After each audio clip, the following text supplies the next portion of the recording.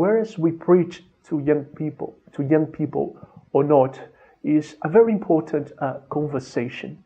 I have the impression that in some of our circles, and particularly in post-modern context or post-Christian contexts, we've lost confidence in the verbal proclamation of the word as a means to reach out, to influence and to change the lives of the emerging generations. Some say that all the revolution we've been seeing with technology and social media has made our attention span, particularly those who are millennials or younger, so that people are really not able to pay attention or even interested in paying attention to a speech. But honestly, I would question that. It's true that technology has affected the way we learn, for sure. But it's very impressive to see that initiatives such as TED Talks are growing exponentially all over the world. And people go to these events not to listen to one talk, but several talks. People still gather to listen to stand-up comedians or monologues, and they love that.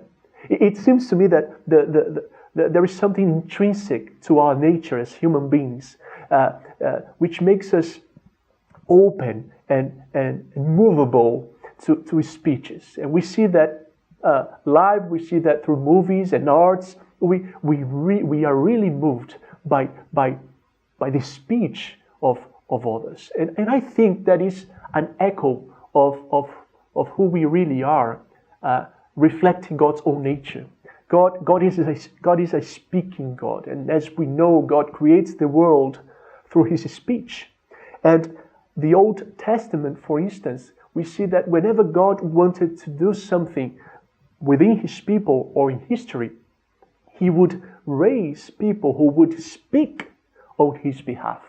And then as we move forward to the New Testament, we have Jesus' cousin, John the Baptist, preparing the way for the Lord. And He does so mainly through means of speech, by preaching. Jesus, we know from His biographers, the Evangelists, that Jesus would say to His disciples, I need to go, or we need to go to other villages, for I need to preach to them as well. That's why I have come. And it's very clear from scriptures and our own experience that the spoken word is a means chosen by God to reach out, to touch, to transform the lives of human beings. And whenever God speaks, something happens. And I believe we've misunderstood sometimes what proclamation and preaching is.